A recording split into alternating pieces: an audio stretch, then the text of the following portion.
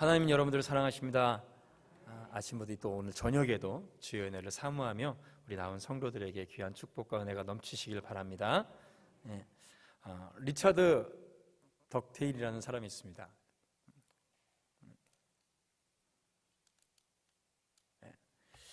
이 사람은 뉴욕주 형무소 위원을 지내면서 여러 형무소를 방문하여서 죄인들이, 그 범죄자들이 가족의 혈연 관계로 이 범죄자가 양성된다는 것을 발견을 했어요. 그래서 무려 10년 동안 연구하면서 지은 결과물로 듀크가 범죄, 빈민, 병, 그리고 유전적 혈통이라는 제목으로 굉장히 논문을 하나 낸 적이 있습니다. 그래서 이 사람은 종교에 근거한 어떤 사회적 문제가 해결이 아니라 유전적으로 이거를 논문에 이게 종교가 어떠니 이런 거를 넣을 수가 없으니까 유전적으로 또 그 가정 환경에 있어서 어떻게 범죄자가 양성되는지에 대해서 써놓은 논문입니다. 그리고 이 이후에 이런 글들과 논문들이 굉장히 많이 나왔습니다. 그래서 두 가정을 얘기를 했는데요. 하나는 맥스 주크스라는 사람의 가정입니다. 무려 자기가 속했던 그런 죄수 중에 42명이 맥스라고 하는 이름을, 성을 가진 사람의 후손임을 밝혀내고 이걸 쭉 조사를 했는데, 이 사람이 무려 약 4대에 걸쳐서 560명의 후손을 두었습니다. 이 사람은 교육을 받지 않았던 사람이며 알코올 중독자였습니다. 이 사람의 후손들 중에서 약 310명이 빈민층, 거지였고요, 150명이 범죄자였고 그 중에서 70명은 살인자였습니다. 그리고 사형 판결을 받은 사람이 이 중에 100명입니다. 후손의 3분의 1은 정신병을 앓았고, 그리고 절반 이상이 문맹자, 마약사범, 알코올 중독자, 범죄자로였습니다. 그래서 이 가정으로 인하여서 뉴욕주 한 주의 경제적인 손실이 무려 125만 달러에 속한다라고 이렇게 써놨습니다. 그런데 그의 반면에 조나단 에드워드라는 가정이 있습니다. 이 사람은 예일대를 졸업하고 목사가 되었습니다. 그리고 19세기 성난 하나님의 손안의 죄인들이라는 설교를 하면서 18세기와 19세기 미국의 부흥을 이끌었던 사람입니다. 기업 목사님이시고요, 경건한 여성인 사라와 결혼해서 약 4대에 걸쳐서 1394명의 자손을 두었습니다. 에드워드 가문에서는 약 300명의 목사와 선교사, 그리고 100여 명에 이르는 대학 교수와 신학 교수들, 102명의 변호사, 30명의 판사와 60명의 작가들, 56명의 의사, 14명의 대학 총장, 3명의 국회의원, 그리고 1명의 부통령을 미국에 배출해서 미국 역사상에 있어서, 미국 역사에 있어서 가장 선한 영향력을 끼친 가문이다라고 평가를 받고 있습니다.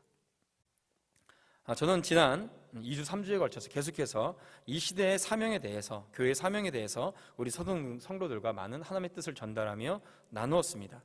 개개인의 삶이 어떠해야 되는지, 특별히 그리스도인의 삶을 통하여서 이 시대와 이 나라, 이 영토에서 어떤 영향력을 끼쳐야 되는지에 대해서 함께 말씀을 나누었습니다. 그렇다면 그 영향력을 제대로 바르게 끼치기 위해서 우리가 맨 먼저 관심을 갖고 집중을 해야 되는 것이 어디냐, 그곳이 어디냐라는 것에 대해서 오늘 함께 말씀을 나누고자 합니다. 우리가 배우고 있고 생각하고 있는 많은 것들이 세상적인 가치관과 사탄이 우리에게 주입해놓은 잘못된 가치관 속에서 살고 있다는 것을 우리는 좀 되돌아보고 깨달아야 됩니다. 오늘 우리는 신명기 6장 말씀을 함께 나눴습니다. 신명기 1장서부터 3장 4절 중간서부터는 모세가 그 전에 있었던 이스라엘 백성들에 있어서 회고입니다. 그리고 신명기 5장에는 하나님의 말씀인 십계명이 선포됩니다. 다시 선포됩니다. 그리고 6장에서 바로 이 말씀이 나옵니다. 너희는 들으라. 무엇을 해야 되는지 가장 먼저 명령하고 있습니다. 하나님의 십계명의 말씀을 선포한 이후에 왜 하나님께서 이 신명기 6장에 너희는 들으라 라고 하면서 오늘 읽은 이 귀한 말씀을 하셨을까요? 일단 히브리인들의 영적인 상태는 어떠냐면, 비록 한 세대가 지났지만은 여전히 애굽의, 이집트의 문명, 이집트의 가치관, 이집트의 어떤 우상적인 신앙, 그런 가치관에 여전히 그것을 답습하고 익숙해 있는 세대입니다. 그리고 또한 노예 생활에 익숙했었던 사람들의 후손입니다. 2세대도 있고 3세대도 있겠죠. 물론 모든 1세대가 광야에서 죽었지만은 그런 얘기 있잖아요. 나쁜 거 보면서 배운다고. 그런 것들이 여전히 한 세대가 지났지만 그대로 답습했던 상황입니다. 특히 애굽의 문명과 함께 노예 생활, 노예 가치관에 익숙했다는 것은 스스로 자유롭게 생각하고 무엇이 옳은지를 스스로 결정하지 못하는 굉장히 나약한 영적인 상태, 나약한 심정적인 상태에 놓여 있다는 것을 말하고 있습니다. 그리고 이것은 무려 한 세대가 지나갔음에도 불구하고 그 가치관이 그대로 대물림해 있는 상태입니다. 그런데 더 중요한 것은 이들은 지금 가나안 땅에 들어가야 된다는 것이죠. 가나안 땅에 들어가서 거대한 전쟁을 해야 됩니다. 이 전쟁은 단순히 그냥 전투가 아닙니다. 영적인 전쟁입니다. 가나안 땅의 7 족속과 그 땅에서 우상을 숭배하고 각종 여러 가지 사탄의 문화에, 사탄의 가치관에 찌들어있는 그들을 진멸하고 하나님의 백성으로서 그 땅에 하나님의 나라를 세워야 되는 영적인 사명이 이스라엘 백성들에게는 있었다는 것이죠. 그러나 그들의 상태는 그렇게 녹록하지가 않았습니다.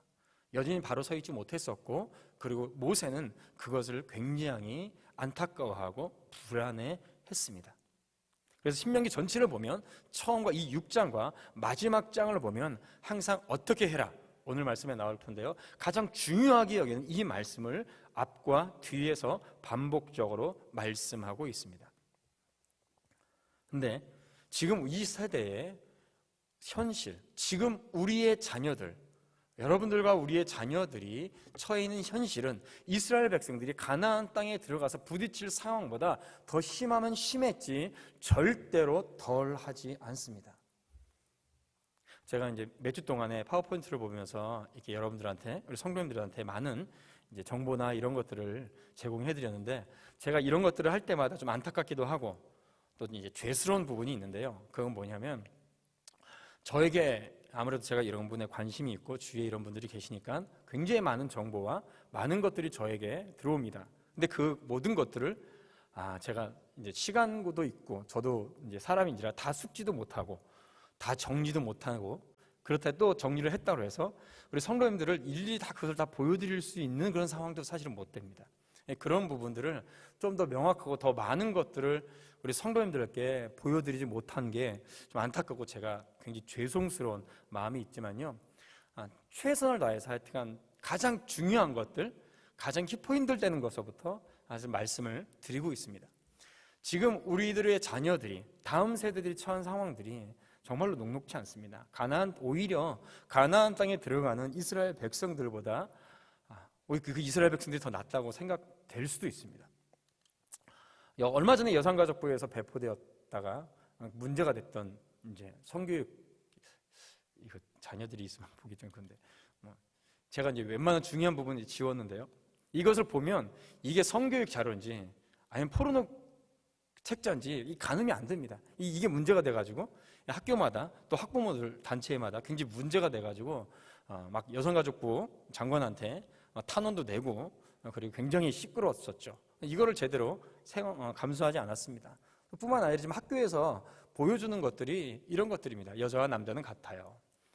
남자한테 여장을 하고 여자한테 남장을 해가지고 이것들이 남자는 똑같다. 이거 그냥 물론 양성평등이 아니라 남자와 여자가 하나님 앞에서 동일하게 평등하죠. 그것이 아니라 다른 제3의 성, 다른 성들을 얘기를 합니다. 학교에서 보여주는 책들, 그리고 지금 한 도서관에서는 이런 책들이 들어와서 굉장히 문제가 되죠. 나의 젠더 정체성은 무엇인가? 아이들이 보는 책입니다. 아이들이 보는 책. 이게 뭐 어떤 내용이냐면, 아이들이 태어났을 때에 그 아이들의 겉모습을 가지고 성을 결정해주면 안 된다 라는 내용이에요. 초등학생, 유아들이 보는 책입니다. 여러분, 어린이 페미니즘, 남자와 여자가 바뀌었으면 좋겠어요. 더 심한 책도 있는데요. 이게 어떤 도서관에 지금 들어가 가지고 제가 아는 부모님들이 그 도서관에 가서 어머니들이 이런 걸 확인하셔야 돼요, 사실은. 왜냐하면 남자가 아빠들이 가서 얘기를 하잖아요. 그럼 이 사람들이 어떤 식으로 생각이 이상해가지고 어떻게 반응하냐면, 남자들이 아빠들이 가서 얘기를 하면 남자가 여자한테 이상한 소리를 한다 라고 이게 또 그렇게 얘기를 해요. 어머니들이 이제 잘 보셔야 됩니다. 그래서 어머니들이 한 도서관에 가서 몇 군데 도서관에 이제 이런 일이 벌어져가지고 가서 좀 항의도 하고, 바로 얼마 전에, 며칠 전의 일입니다. 또 아들 인권선언, 아들 인권선언이라고 이게 2권인데 딸의 인권선언, 아들의 인권선언, 아빠 인권선언, 엄마 인권선언, 이런 책이 시리즈로 있어요. 이게 뭐냐면 무슨 내용이냐면 각자 가족이지만은 각자의 인권이 있고 각자의 삶이 있다. 가족 안에 테두리 안에서 살지 말고 자유롭게 밖에 나가서 살아라, 이런 내용이에요. 이 모든 지금 나오는 교육이나 아이들을 보여주는 책자들이 자녀들을 그 부모에게서 또 가정에서 띄어서 따로 나가게 만들어버립니다. 그럼 뭐가 될까요? 그 아이들이, 그 자녀들이 뭐가 될까요? 결국 사탄의 자녀밖에 되지 않습니다. 자기 마음대로 하다가 결국 어떻게 되죠? 휘어진 가지, 부러진 나무가 될 수밖에 없는 것이죠. 옆에 보면 그건 내 잘못이 아니야 라는 책이 있습니다. 이건 뭐냐면 10대들도, 어린 아이들도, 어린 자녀들도, 10대 미성년자들도 자신들의 동의에 의해서 마음대로 성관계를 가질 수 있고, 마음대로 아기도 가질 수 있고, 마음대로 자기 몸을 성관계를 할 수 있다라는 책자예요. 이런 책자가 의외로 굉장히 많이 있습니다. 그리고 이거를 학교에서 보게 만듭니다. 용인에 있는 한 중학교에서는 이런 것을 가지고 교육을 하고, 또 넷플릭스에서 나오는 어떤 한 드라마를 꼭 보고 좋은 드라마니까 감상문을 적어와라 라고 해가지고 굉장히 문제가 됐었던 일이 있었습니다. 그 드라마는 이혼한 가정들, 그리고 특별히 동성애 남자 동성애자들이 여자아이를 입양해서 키우는 내용, 뭐 이런 것들이 있어요. 그런 모든 것들이 가정이다. 이건 가정이 아니죠. 그래서 이제 이런 상황들이 굉장히 많이 놓여 있습니다.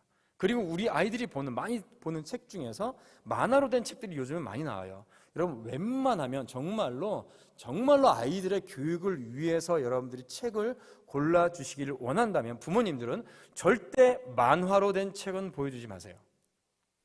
만화로 된 책은요, 보면요, 그 내용을 기억하지 않고요, 거기에 나오는 그냥 재미있는 에피소드만 기억하고 그림만 기억합니다. 근데 여러 가지 책 중에서 이 후 시리즈가 굉장히 문제가 심각합니다. 왜냐면 거기에서 여러 가지 인물들, 세계적인 인물들에 대해서 나오는데요, 대표적으로 호치민이 있고요, 중간에 이제 있는 사람이 체게바라입니다. 그리고 한 사람은 모택동, 마오쩌둥이죠. 세계를 공산화시킨 인물들 중에서 대표적인 인물들이 나옵니다. 이 사람들만 나오는 게 아닙니다. 다른 사람들도 나옵니다. 그러면서 이 안에 이 사람들이 공산화하면서 그 땅에 제가 대충 계산만 해도 이 세라 사람 때문에 죽은 인구가 1억 5천만 명이 넘어요. 몬택동이 죽인 사람이 1억이 넘어요. 마오쩌둥이 죽인 사람이 1억 명이 넘습니다. 그런데 이 책자 안에는 모두 다 이 사람들을 미워하고 인민을 너무나도 사랑했던 인물들로 미화시키고 있습니다. 지금 시중에 판매되고 있는 책입니다. 이런 책들을 우리 아이들이 보면서 커가고 있어요. 그리고 이것을 집집마다 시리즈물로 사주고 있고, 도서관마다 비치되어 있고요, 학교마다 있습니다. 가나안 땅에 들어가는 이스라엘 백성들보다 더 심하면 심했지 힘들지 않습니다. 이런 상황 속에서 우리는 어떻게 될까요? 정말로 우리 교회가 부흥하고 앞으로 이 시대를 구원하기 위해서 우리는 어떤 가치관을 바로 가져야 되는지를 우리가 오늘 말씀을 통해서 보도록 하겠습니다. 지금 우리는 영적 전쟁이에요. 영적 전쟁은 다른 것이 아니라 가치관 전쟁입니다. 다른 말로 이 가치관은 어떤 사건이나 어떤 인물이나 어떤 사물을 봤을 때 어떻게 보느냐의 관점이에요. 그래서 관점, 세계관, 사상, 이념 다 똑같은 말입니다. 그래서 이 가치관이 많은 부분, 아까 처음에도 말씀드렸듯이 사탄이 주는 가치관에 우리가 놓여 있어서 하나님의 말씀을 들을 때에 그 말씀 그대로 받아들이기가 힘듭니다. 그래서 그 말씀대로 살아가지 못하게 만들고요, 승리하지 못하게 만듭니다. 그렇기 때문에 우리가 이 세대에서 영적인 전쟁을 승리하기 위해서는 우리의 가치관, 우리가 가지고 있는 생각을 바꿔야 된다는 것이죠. 그래서 저는 오늘은 기본적으로 특별히 하나님께서 가장 중요한 명령이 뭐였냐면, 가정을 지키고 자녀를 말씀으로 양육하는 것이 하나님의 백성들에게 있어서 가장 중요한 첫 번째 명령이셨습니다. 그것은 지금도 마찬가지죠. 이것을 성경적으로 분명하게 우리가 가지고 있어야 합니다. 그리고 가능하면 다음 주에는 구약에서, 또 그 다음 주에는 신약 안에서, 그리고 초대교회와 하나님의 믿음의 자손들은 어떻게 가정에서 자녀들을 교육시켰는지를 함께 나누고 싶습니다. 먼저 오늘 말씀에 있어서 두 가지를 명확하게 하나님의 말씀에 의해서 우리의 가치관을 정립해 보려고 합니다.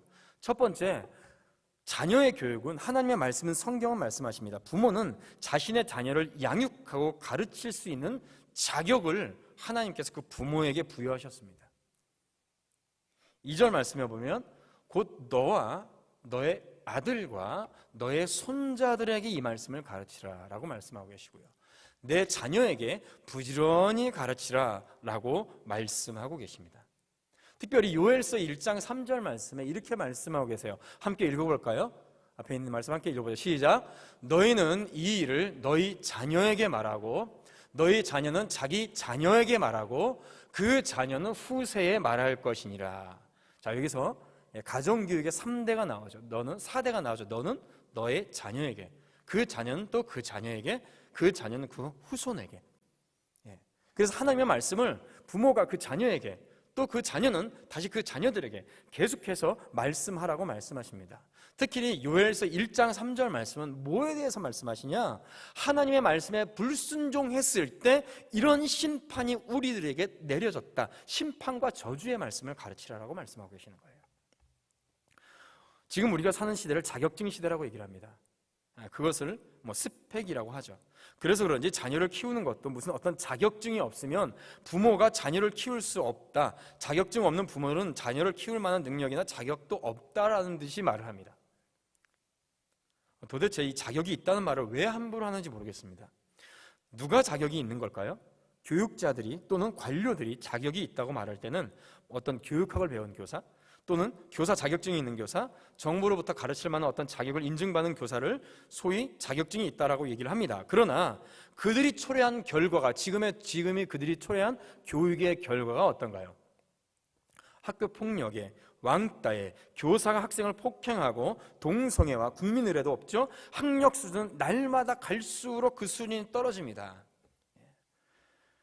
20년, 30년 전에 있었던 국어 교과서, 수학 과목, 그런 시험지를 지금 아이들에게 그대로 풀어보면 평균 20점에서 30점 이상 수준이 떨어져 있어요.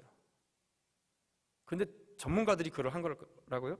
너무나 더 한심한 것은 자신들이 교육 전문가고 자신들이 교육의 최고라고 하면서 학생들에게 어떤 문제가 생기면 그것을 또 부모 책임으로 전가시켜버립니다. 학교에서는 학교 폭력이나 왕따, 어떤 동성애 이런 문제가 일어나면 학교에서는 덮어버리고 어떻게든 그것을 숨기려고 합니다. 그것을 해결하려고 하지 않아요. 그러다 보니까 나중에 10년, 20년 후에 그 문제가 터져버리죠. 소위 전문가라고 하는 사람들과 교육 관료라고 하는 사람들은 지금 현재 부모로부터 자녀 양육에 대한 권리를 빼앗고 있습니다. 아닙니다. 하나님께서는 자녀 양육의 권리와 권위를 여러분들에게 맡기셨어요. 부모들에게 맡기셨습니다. 자녀 교육에 대해서 부모님들에게 명령하셨습니다. 그것은 그 자격과 능력과 권위를 그 부모에게 부여하셨다는 것을 의미합니다. 다른 사람에게 명령하지 않으셨어요. 부모들에게 명령하셨어요. 특별히 아버지들에게 명령하셨어요. 다른 어떤 누구에게 자녀 교육에 대한 자격을 하나님께서는 부여한 적이 없으십니다. 성경 말씀에는 분명하게 너가, 아버지인 너가, 어머니인 너가 너의 자녀를 하나님의 말씀으로 가르쳐라 라고 말씀하셨어요. 교육학이라고 말하는 모든 것들은요, 과거로부터 부모님들이 어떻게 자녀를 가르치는 것을 보고 연구한 결과로 나온 것이 교육학이에요. 그래서 열심히 잘 가르친 부모님들, 할머님들, 아버님들의 모습을 보고 본받으면 그게 사실 교육학입니다. 저도 마찬가지예요. 저희 어머니 중학교도 못 나오셨습니다. 옛날에 보면 대부분 다 그러시죠. 저희 아버님도 고등학교밖에 안 나오셨고 여지껏 평생 건설 현장에서 막노동하면서 저희들을 키우셨어요. 그러나 그 아버지와 어머니의 교육으로 저는 지금까지 살았고요. 저는 누구보다도 저희 아버지와 어머니를 그 누구보다도 존경합니다. 존경스러운 제 아버님께서는 아버지가 그리고 남편으로서 그 가정을 어떻게 이끌어야 되는지에 대해서 그 책임감이 어떤 것인지에 대해서 분명하게 저에게 가르쳐 줬고요. 그 어머니는 사랑으로서 자녀들을 어떻게 양육하는지, 비록 그분이 많은 부분에서 배움이 없었지만 어떻게 자녀들을 사랑하고 양육하는지에 대해서 보여주셨어요, 친히. 물론 누구나 자녀를 갖고 부모가 되는 것은 처음 하는 경험입니다. 어떤 광고에 보니까 엄마도 엄마가 처음이란다 라는 문구가 있더라고요. 그러면 아빠는 처음 아닌가요? 아빠도 아빠가 되는 게 처음이죠. 그렇죠? 결혼해서 남편 되는 것도 처음이고요, 아내가 되는 것도 처음입니다. 다 처음입니다. 우리가 이 땅을 살면서 경험하는 것들 대부분 다 처음입니다. 여러분, 이런 것들은요 2번, 3번 하는 것 자체가 문제죠. 그러나 그것이 자격이 없음을 말하는 것이 아닙니다. 부모로서의 자격은 하나님께서 주신 것이며 하나님께서 부모님들에게 위임한 것입니다. 그러므로 그 다른 어떤 기도보다 정말로 이 시대가 밝아지고 교회가 부흥하기를 원한다면 여러분들의 자녀들을 위해서 기도하시기를 축복합니다. 여러분들의 자녀들과 함께 말씀을 읽는 시간을 단 1분이라도 가지시기를 축복합니다. 그것이 부흥이 오는 길목이고요, 첩경이고요, 우리 교회가 부흥하는 길입니다. 때문에 무슨 특별한 자격증이 있어야 아이를 잘 가르칠 수 있다고 하는 것은 사탄이 주는 잘못된 생각입니다. 책임감 있는 부모, 읽고 쓸 줄만 아는 부모라면, 아니 읽고 쓸 줄 모르더라도 자녀에 대한 분명한 책임감이 있다면 그 자격은 하나님께로부터 충분하게 받은 것입니다.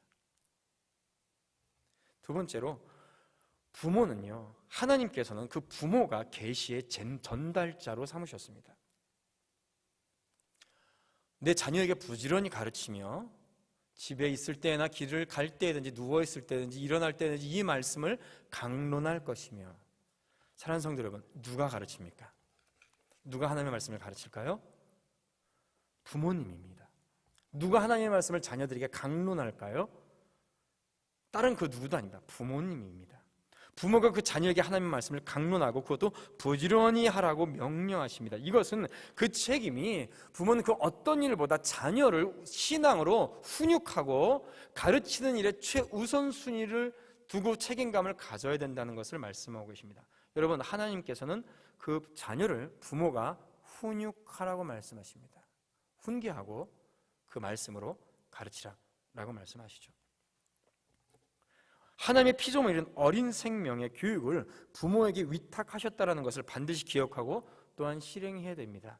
잠언 22장 6절에도 마땅히 행할 길을 아이에게 가르치라, 그리하면 늙어도 그것을 떠나지 아니하리라 말씀하십니다.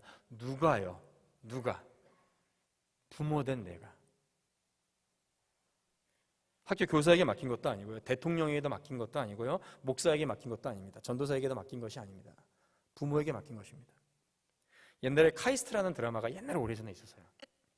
거기에 한 교수가, 이 교수님은 이제 남자 교수님인데 자신의 조교가, 이제 이 조교는 또 여자입니다. 조교가 학업을 포기할 것 같은 거예요. 그러니까 이 남자 교수들끼리 모인 자리에서 남자 교수가 이런 얘기를 해요. 지금까지 공부하고 연구한 게 너무 아깝다. 그런데 그걸 두고 집에서 밥이나 하고 설거지나 하려니 너무 마음이 아프다라고 이 남자 교수가 얘기를 합니다. 그러다 그 앞에 있던 여자 교수님이 이런 말을 합니다. 그 학생이 무슨 마음으로 학업을 그만두고 결혼을 하려고 하는지는 모르겠지만 집에서 애나 보고 설거지나 하겠다는 심정으로 결혼하면 그 결혼도 실패할 겁니다. 저는 집에서 애 보고 설거지하는 게 가장 힘들더라고요. 여러분, 정말로 우리가 해서는 안 될 말이 뭐냐면 집에서 애나 보고 설거지나 한다는 것. 이 나 이건 죄입니다. 이 말을 하는 건 죄예요. 집에서 애 보고 설거지하는 일은 가장 중요하고 가장 신성한 일입니다. 하나님께서 그 부모에게 맡기신 첫 번째 사명이 뭐예요? 바로 이 애 보는 일입니다. 쉽게 얘기하면 오늘 말씀이 그겁니다. 애 봐라. 내가 맡긴 너희들의 자녀들 좀 잘 좀 돌봐라. 모세가 이스라엘 백성들에게 유언을 합니다. 마지막에 신명기 32장 46절 47절 말씀인데요, 우리가 함께 읽어보죠. 시작. 그들에게 이르되 내가 오늘 너희에게 증언한 모든 말을 너희의 마음에 두고 너희의 자녀에게 명령하여 이 율법의 모든, 그 다음에 더 중요한 말씀이 있습니다. 시작. 이는 너희에게 헛된 일이 아니라 너희의 생명이니 이 일로 말미암아 너희가 요단을 건너가 차지할 그 땅에서 너희의 날이 장구하리라. 뭐라고 말씀하십니까? 이 일이 너희의 생명이라. 어떤 게 생명이요? 하나님께서 맡기신 자녀를 주의 말씀 앞에 훈육하고 가르치는 게 이스라엘 백성들의, 하나님의 백성의 생명이다라고 말씀하십니다. 이것을 제쳐놓고 교회는 부흥할 수가 없습니다. 이것을 버려두고 이 땅에서 교회는 그리스도의 사명을, 빛으로서의 사명을 감당해 나갈 수가 없습니다. 그러나 이스라엘 백성들은 가나안 땅에서 이것을 실패했습니다. 가나안 땅에 들어가서 해야 될 일이 얼마나 많겠습니까? 하루가 멀다 하고 전쟁을 치러야 됩니다. 성을 쌓아야 되고요, 방벽을 높여야 됩니다. 농사를 지어서 먹을 것도 없고 집도 지어야 됩니다. 그런데 그보다 가장 먼저 해야 될 것이 무엇이냐? 그것은 생명을 걸고 목숨을 걸고 하나님의 말씀을 자녀들에게 가르치라. 그렇게 하나님께서는 모세를 통해서 말씀하고 계십니다. 가나안의 전쟁은 영적인 전쟁이기 때문에. 그러나 이 유언을 이스라엘 백성들은 채 한 세대도 지키지 못합니다. 사사기 2장 말씀입니다. 10절 11절 같이 읽어보죠. 시작. 그 세대의 사람도 다 그 조상들에게로 돌아갔고 그 후에 일어난 다른 세대는 여호와를 알지 못하며 여호와께서 이스라엘을 위하여 행하신 일도 알지 못하였더라. 이스라엘 자손이 여호와의 목전에 악을 행하여. 하나님께서 이스라엘 백성들에게 주신 그 모든 말씀을 바로 그 다음 세대에 전하지 못했어요. 그러니까 하나님을 알지 못하는 겁니다. 그리고 하나님께서 하신 일도 모르는 거예요. 여러분, 하나님께서 이 제천 성도교회를 세워주시고 지금까지 부흥하게 하시고 하나님의 귀한 축복 가운데 이뤄놓으셨습니다. 자, 그렇다면 우리가 지금 이 시대에 이 상황 속에서 무엇을 해야 될까요? 그래서 하나님께서 지금까지 우리 교회를 이끄시고 축복하여 주셨고 우리 성도들을 주의 은혜 가운데 이끌어 주셨다는 것을 우리의 자녀들에게, 우리 성도들이 집에서 가르쳐야 된다는 겁니다. 그것을 얘기해 줘야 된다는 것이에요. 앉혀놓고 함께 말씀을 읽으면서 기도해 주면서 과거 이 교회가 어땠고 하나님께서 이 교회를 어떻게 축복하셨고 이 교회를 어떻게 부흥시켜 주셨고 이 교회를 통해서 하나님께서 어떤 사명을 이루게 하셨는지를 여러분들의 가정에서 자녀들에게 얘기를 해주라, 가르쳐주라 라고 말씀하고 계십니다.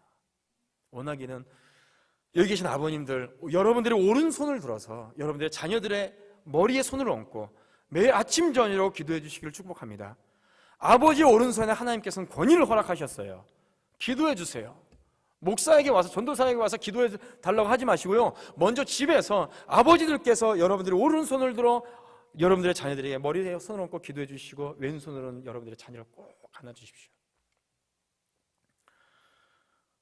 그런데 어느 순간서부터 우리는 이 사명에 대해서 멀리하고 귀천합니다. 회피하고 다른 일에 몰두하죠. 다른 일들에 집중하고 그것을 더 중요하게 생각합니다. 우리들의 자녀들은 지금 죽어가고 있고 사탄이 우리의 자녀들을 뺏어가고 있는데 우리는 그것에 대해서 민감하게 대처하지 못하고 오히려 무감각합니다. 어떤 부모가 이토록 중요한 사명을 남의 손에 위탁한 채 거기에 관심도 갖지 않고 감독도 하지 않고 참여도 하지 않고 책임도 지지 않는다면 그는 분명 자녀에게 하나님의 말씀을 가르쳐야 한다는 이 중대한 사명을 태만히 하는 것입니다. 그리고 만약에 그 자녀가 나에게 맡기신 자녀가 믿음을 갖지 못하고 혹시라도 지옥에 간다면 그 자녀의 핏값에 대해서 부모님들에게 하나님께서는 물어보실 것입니다. 코로나 전국이라서 학교도 많이 가지 않는 상황이 계속됐었죠. 계속 집에만 있는 시간이 늘어나서 집에 있는 부모님들은 너무 힘들다고 불평을 늘어놓습니다. 왜 불평을 늘어나요? 오히려 자녀들과 같이 못한 시간에 더 감사하게 이 시간에 이때가 기회예요. 이때가 정말 기회입니다. 학교를 많이 가지 못할 때에, 학원을 가지 못할 때에, 다른 곳에 가지 못할 때에 자녀들과 집에서 많은 시간을 함께 보내며 자녀들을 위해서 더 많이 기도해주고 자녀들과 함께 앉아서 성경 말씀을 읽으며 하나님께서 우리에게 주신 축복과 은혜를 함께 나눌 수 있는 너무나도 귀한 시간들을 우리에게 지금 주셨습니다. 이때가 부흥의 시간이며 이때가 은혜의 시간입니다. 근데 그것을 귀찮아한다니요. 사탄이 우리를 속이고 있는 것입니다. 지금은 어떤지 모르겠습니다. 그런데 비슷할 것 같습니다. 오전 9시, 8시 반 9시가 되면 엄마들이, 초등학교에 다니는 엄마들이 아이들을 학교에 보내줍니다. 그리고 그 상당수의 엄마들이 집에 가지 않고 한 곳에 모입니다. 어디 곳에 모이냐면 커피숍에 모입니다. 커피숍에 모여서 아이들이 학교에 끝날 때까지 12시, 1시까지 수다를 떨다가 아이들이 오면 태권도 학원으로 보냅니다. 그리고 또 커피숍에 모여서 수다를 떱니다. 제가 그런 모습을 엄청나게 많이 봤어요. 그러면서 아이들 키우기 힘들다고. 하나님께서 보시기에 이 일에 궁극적인 책임이 있는 사람, 우리들의 자녀들에게 있어서 궁극적으로 책임이 있는 사람, 이 일이 잘 수행될 수 있는지 감독할 수 있는 사람, 그리고 감독해야 되는 사람, 적극적으로 이 사명을 수행해야 되는 사람은, 그리고 그 자격이 충분한 사람은 부모님들입니다. 그 누구도 아닙니다. 다시 말씀드립니다. 자격이 따로 필요 없습니다. 하나님께서 이미 그 자격을 부모님들에게 부여해 주셨어요. 부흥이 어디에서 올까요? 부흥은 가족의 회복에서부터 옵니다. 과거 평양 대부흥이 일어났을 때, 대각성의 운동이 일어났을 때 어떤 일이 일어났을까요? 믿음이 없던 사람이 과거 집에 아내를 버리고 자식들을 버리고 첩지를 하던 남자들이 예수님을 믿고 그 첩을 보내고 가정으로 돌아왔습니다. 자기 아내에게 무릎 ቁ꿇고 자기 자녀들에게 무릎 꿇고 내가 잘못했다, 회개했다 라고 가정이 회복되었습니다. 집에 있던 노비들을 풀어주면서 노비들이 가정들을 해방시켜주고 그들에게 돈을 주며 그 가정을 회복시켜 주셨습니다. 자녀들에게 말씀을 가르쳤고 가정이 회복되었습니다. 그리고 교회가 부흥했습니다. 그리고 그때에 주일학교가 부흥했습니다. 그 부흥의 역사가 70년대, 80년대까지 일어난 것이죠. 그러므로 우리는 지금 생각을 바꿔야 됩니다. 하나님의 사명 또는 자아실현이라는 말로 가정을 뒤로하고 자녀를 귀찮아하는 것은 명백한 하나님의 말씀에 대한 불순종입니다. 하나님의 사명은 가정을 통해서 이루어지는 줄로 믿으시기를 바랍니다. 최고의 자아실현은 자녀를 축복으로 여기며 그 자녀를 하나님의 말씀으로 양육하게 됐을 때에 온전히 이루어지는 것을 믿고 받으시기를 축복합니다. 이 말씀 앞에 우리가 부흥이 있습니다. 이 말씀에 순종할 때에 우리에게 이 시대를 변화시킬 수 있는 참된 사명을 이루실 수 있습니다. 사랑하는 성도 여러분, 여러분들의 가정과 자녀들, 무엇보다도 그 어떤 기도보다도 여러분들의 자녀들을 위해서 기도하시기를 축복합니다. 하나님께서 여러분들의 자녀들을 통하여서 여러분들의 자녀들이 복을 받고 여러분들의 가정이 복을 받아서 정말로 아론이 축복했던 것처럼 1000대까지 복을 받는 가정이 되기를 주님의 이름으로 축원드립니다.